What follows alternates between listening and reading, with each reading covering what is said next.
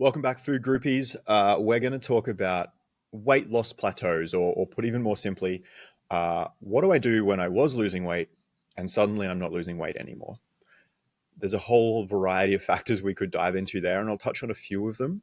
But the one that we're really going to focus on today is something called metabolic adaptation, because that can very much be one of the reasons why what was previously working for your fat loss or your weight loss is no longer working.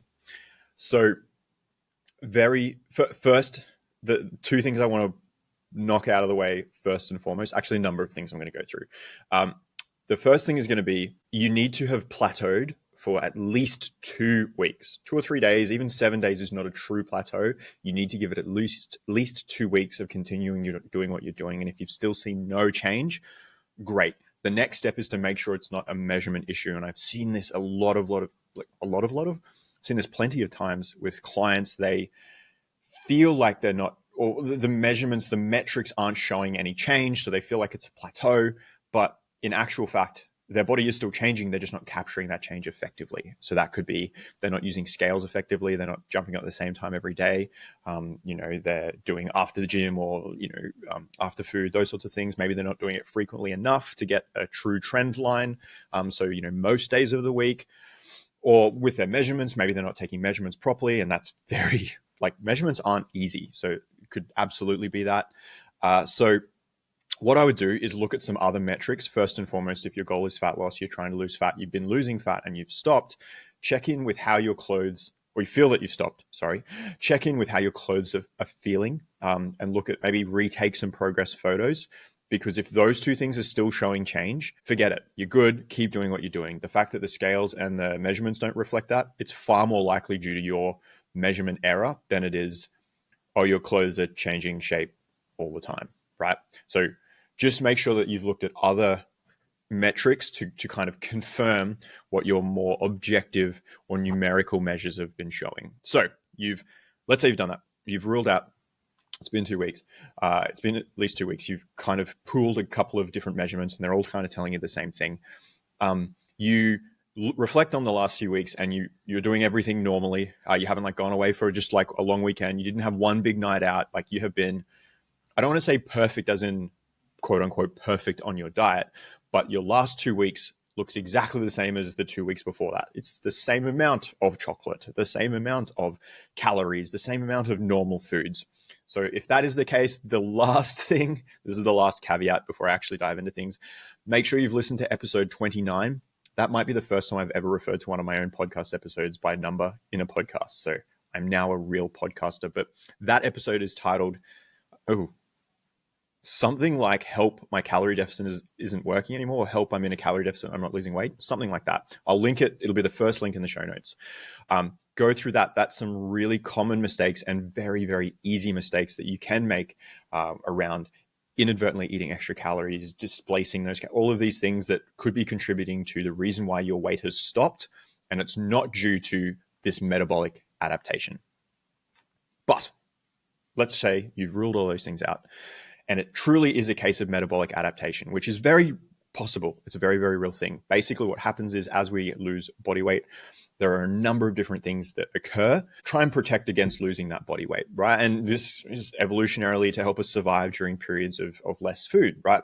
And so there's a whole host of things that occur. I'm not going to bore you with most of them, but it's things like, you get more efficient essentially at getting energy out of your food. Your mitochondrial activity increases, which is pretty wild. There's a number of different hormonal things that occur, right? Like your thyroid hormone, which directly and indirectly impacts your metabolic rate. Levels of thyroid hormone often drop. You look at differences in sex hormones are dropping, like testosterone can drop is a big one. Then we see all the appetite regulating ones, like, leptin and ghrelin and all of these things there's that kind of cascade as well. We're also looking at your basal metabolic rate, so that the amount of calories your body burns each day to keep the lights on can drop. And it can do that by kind of powering down some non-essential systems in your body, right? So, hair, skin, nails, immune function, sexual function, reproductive, all of that sort of stuff is quote unquote non-essential. If my heart stops, big problem. So cardiovascular system gets the lion's share, digestive system, liver, lungs, all of those sorts of things. Whereas if all my hair falls out, like that sucks, but I'm still alive, right? So your body will start to power down these non-essential systems, which means you're literally expending less energy each day.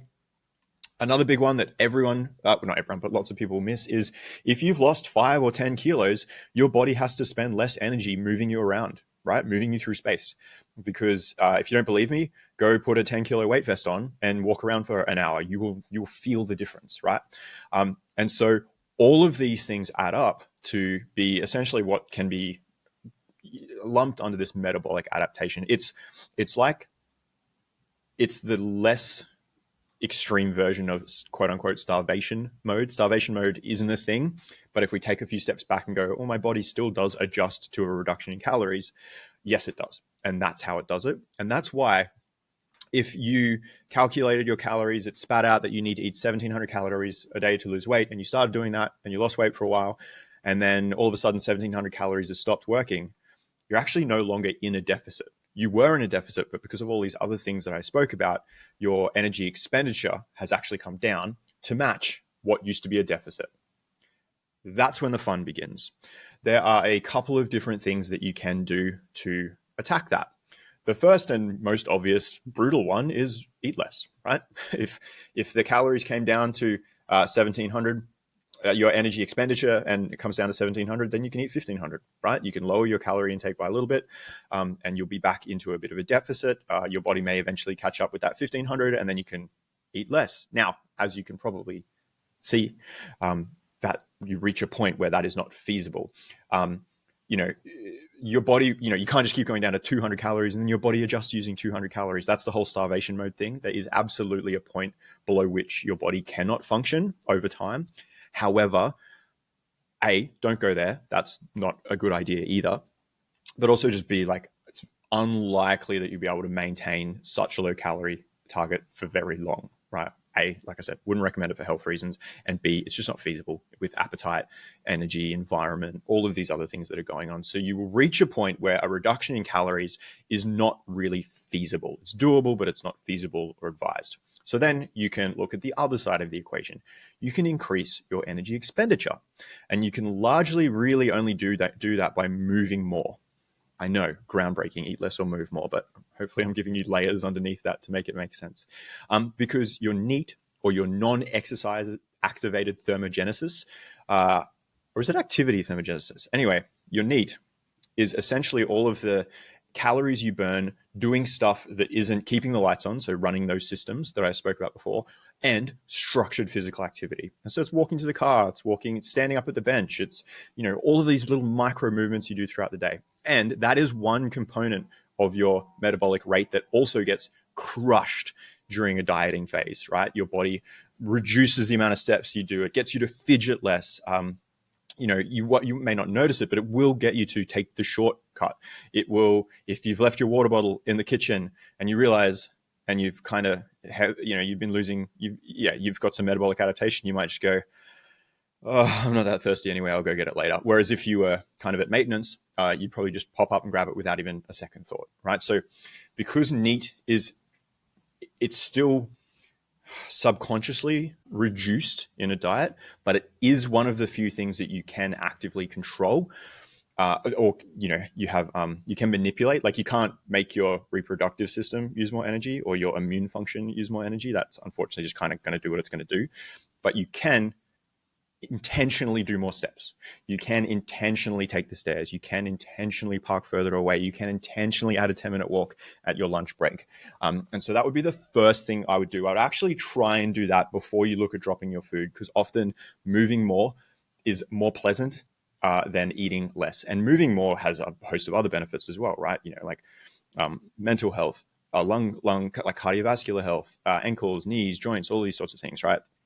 So that would be where I would start. If you have reached this point of a weight plateau, I would try and increase your step count a little bit more. I'm saying steps, I just mean move more, like do a bit more gardening on the weekend, or I don't necessarily mean do more exercise. In fact, I would suggest don't do more exercise. Like, don't add another gym session. Try and really increase this incidental activity, right? Now that's going to reach a point as well where you're like, Jono, I've got no more time in the day. I can't park further away. I've parked as far away as I can. And then you might go, okay, can I eat less? And you might be like, no. And it can just be like, I don't want to. That will make me too hungry and miserable, and I'm not prepared to do that. And I don't mean prepared because you're lazy. I mean like from a sensible, grown-up perspective of, I know what is a good move for me right now, and putting myself through that extra level of pain is not worth it. So we're eating as little as is feasible. We're moving as much as is feasible.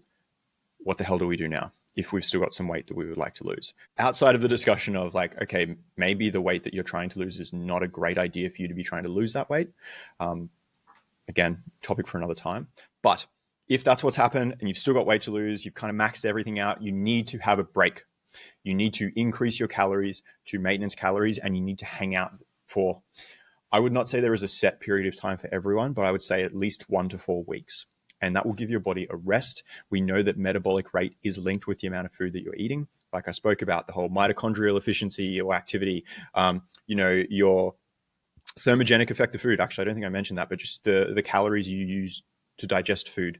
And then all of those non-essential systems that have sort of powered down. If we can spend 1 to 4 to 8 to 12 weeks at maintenance calories, all of that metabolic adaptation kind of gets lifted, gets rolled back because your body doesn't need it anymore. It doesn't get lifted overnight, which is why you need to spend a reasonable amount of time there. And you'll probably feel when you're prepared to get back into a deficit. That's why we're being pretty arbitrary with timeframes. It's better to go off a feel of like, oh, I've got more energy again. I feel revitalized. I'm good to go. And then you can go back into your deficit. One final caveat, or not caveat, I guess one extra thing is when I say go back to maintenance, it's really important to make sure that you have recalculated your maintenance. You haven't gone back to your maintenance that you calculated right back at the beginning. Because like I said, maybe you've lost 5, 10, 15 kilos. So 15 kilo heavier Jono has a much higher maintenance calories than 15 kilo lighter Jono, right? So I would need to recalculate that. You don't need to reverse diet back up to that. Just go straight. Well, you don't have to reverse diet to it. But what I often do with clients, I don't actually even get them to go straight back to that recalculated number. I sometimes get them to go 5 or 10% under that number, just to give us a little bit of a buffer in case our calculation is a little bit, you're like below average, right? And so if it is time for a break, 1, recalculate your new maintenance calories at your new body weight. 2, I would reduce that number by 5 to 10% just to give you a little bit of a buffer. 3, jump straight back to that recalculated number with a little bit of a buffer. Do not step up, just get there straight away. You're wasting time if you're doing anything else. I can't remember what number I'm up to. 4, I think. If you've held steady at your body weight, or maybe even it's crept down a little bit at that buffered number, step up to the calculated number and basically make sure you keep stepping your calories up at that point until you are definitely weight stable. Then you're truly at maintenance. Then you can maintain there for 1, 4, 8, 12, whatever weeks you need to feel rested and recuperated. You can dive back into your deficit and start getting some fat off again. That is how I would recommend dealing with metabolic adaptation. I hope that's helped. If it has, I would love for you to throw that up in your stories. It's always amazing to see this out in the wild. Or, you could leave me a review. That's also pretty sweet and pretty low effort.